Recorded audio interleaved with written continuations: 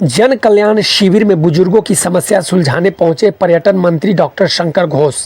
मां के नाम पेड़ लगाने की अपील। नमस्कार, मैं पंकज, आप सबका स्वागत है द ग्लोबली न्यूज अपडेट्स में। पश्चिम बंगाल के सिलीगुड़ी शहर में विभिन्न जन कल्याण योजनाओं का लाभ सीधे और आसान प्रक्रिया के माध्यम से सही हकदारों तक पहुंचाने के उद्देश्य से सोमवार को नगर निगम सिलीगुड़ी के नगर निगम 3 नंबर बोरो कार्यालय के अंतर्गत देशबंधु चित्तरंजन इंडोर स्टेडियम में विशेष जन कल्याण शिविर का शुरुआत किया गया। इस शिविर का उद्देश्य यह है कि सामाजिक सुरक्षा और अन्य योजनाओं का लाभ उठाने के लिए लोगों को भारी भीड़ देखी गई और उनको बताया जाए। शिविर के दौरान आयुष्मान भारत, अन्नपूर्णा भंडार, वृद्धावस्था पेंशन, वार्धक्य भत्ता के काउंटरों पर विशेष रूप से लोगों की लंबी कतारें देखी गई। इसी बीच राज्य के पर्यटन मंत्री डॉक्टर शंकर घोष ने खुद शिविर का दौरा किया और वहां मौजूद आम जनता से सीधे बातचीत कर बुजुर्गों की परेशानी देख खुद आगे आए। मंत्री शिविर के दौरान वृद्धावस्था पेंशन को लेकर के कई बुजुर्गों को परेशान और इधर उधर दौड़ भाग करते देखा। पर्यटन मंत्री डॉक्टर शंकर घोष तुरंत उनके पास पहुंचे। उन्होंने बुजुर्गों की शिकायतों और बातों को सुनी और अधिकारियों को निर्देश देकर के उनकी समस्याओं का मौके पर ही समाधान कराया ताकि उन्हें किसी भी प्रकार की परेशानी न हो। मां के नाम एक पेड़ लगाने के संदेश समस्याओं का समाधान के बाद पर्यटन मंत्री ने शिविर में आए नागरिकों को पर्यावरण संरक्षण का संदेश देते हुए उन्होंने हाथ में एक एक पौधा सौंपा। उन्होंने भावुक अपील करते हुए कहा कि पौधे को अपने घर ले जाएं और अपने मां के नाम पर एक पेड़ जरूर लगाएं। इसे केवल लगाएं ही नहीं बल्कि एक बच्चे की तरह इसकी देखभाल करें, इसे बड़ा और समृद्ध बनाएं। डॉक्टर शंकर घोष पर्यटन मंत्री राज्य सरकार का मुख्य उद्देश्य सुनिश्चित कराना है यह गरीब और ज़रूरतमंद व्यक्तियों का बिना किसी परेशानी के सरकारी योजनाओं का लाभ मिले, प्रक्रिया का पूरी तरह से सरल बनाया जा सके। इसके साथ ही हम पर्यावरण को बचाने के लिए भी लोगों को जागरूक कर रहे हैं और हर नागरिक से अपनी मां के नाम पर एक पौधा लगाने की आग्रह भी कर रहे हैं ताकि आने वाला समय भूमध्य तापक्रम जिसे अंग्रेजी में ग्लोबल वार्मिंग कहा जाता है, उससे समाज और देश की रक्षा किया जा सके। आइए इसी से जुड़ा हुआ देखें एक रिपोर्ट और चीज़ों को समझे विस्तार से। आप सबका दिन शुभ हो। भारत माता की जय, हिंदुस्तान जिंदाबाद।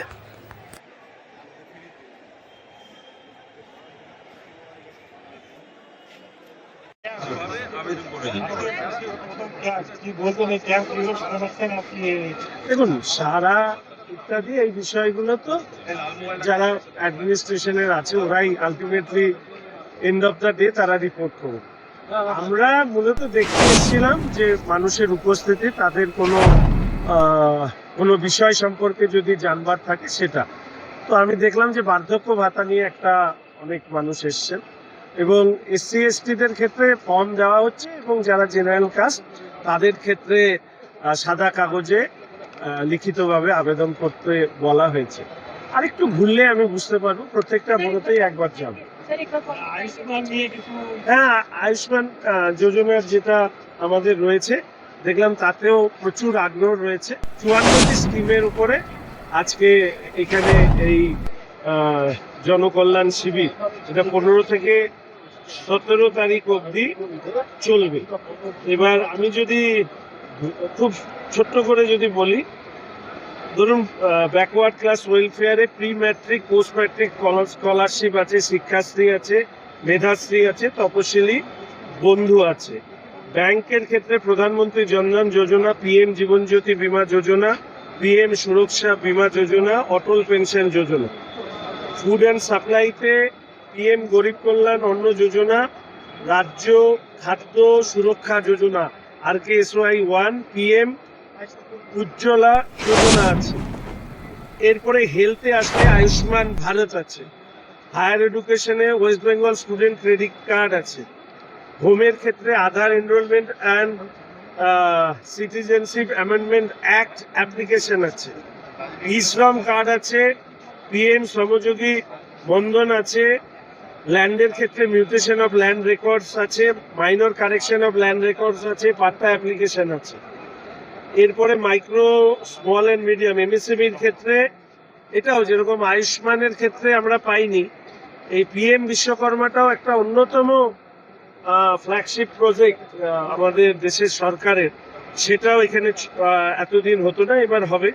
মুদ্রা লোন আছে, prime minister employment generation programme আছে, এরপরে পঞ্চায়েত টেকনিক্যাল এডুকেশনের কিছু ন্যাশনাল অ্যাপ্রেন্টিসশিপ প্রমোশন স্কিম ইত্যাদি আছে।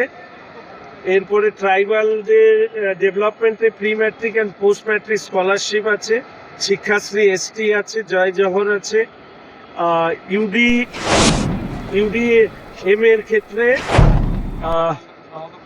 স্ট্রিট ভেন্ডার লোন আছে, স্বচ্ছ ভারত মিশন প্রধানমন্ত্রী আবাস যোজনার ফর্ম দেওয়া হচ্ছে, ওমেন অ্যান্ড চাইল্ডের ক্ষেত্রে অন্নপূর্ণা যোজনা, সুকন্যা সমৃদ্ধি যোজনা, কন্যাশ্রী যোজনা, বেটি বাঁচাও যোজনা। দাদা, এতদিন কেন্দ্রের যে সমস্ত প্রকল্পগুলো ছিল সেগুলো থেকে রাজ্যে যারা ছিল তারা বঞ্চিত ছিল।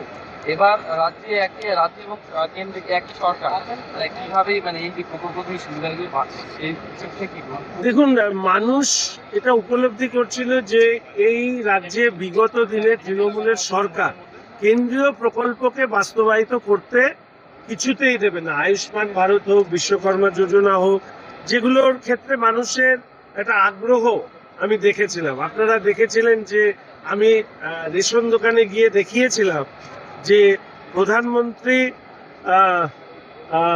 অন্ন যোজনা, এইটার ক্ষেত্রে আমি দেখেছিলাম যে প্রধানমন্ত্রীর যে জায়গাটা লেখা আছে সেটাকে ব্লার করে দিয়ে সেখানে এমনভাবে করা হচ্ছে মনে হচ্ছিল যেন স্টেটের পক্ষ থেকেই 8 কোটি 9 কোটি মানুষ হচ্ছে তারা রেশন পাচ্ছে। RKSY 1, RKSY 2 তে 1.5-2 কোটি মানুষ রেশন পান। বাদ বাকির ক্ষেত্রে রেশনটা প্রধানমন্ত্রীর দপ্তর থেকে বা খাদ্য দপ্তর থেকে আসে, যেখানে কেন্দ্রীয় সরকার তারা সহযোগিতা করে, সেটাকে মুছে ফেলার চেষ্টা করা হয়েছে।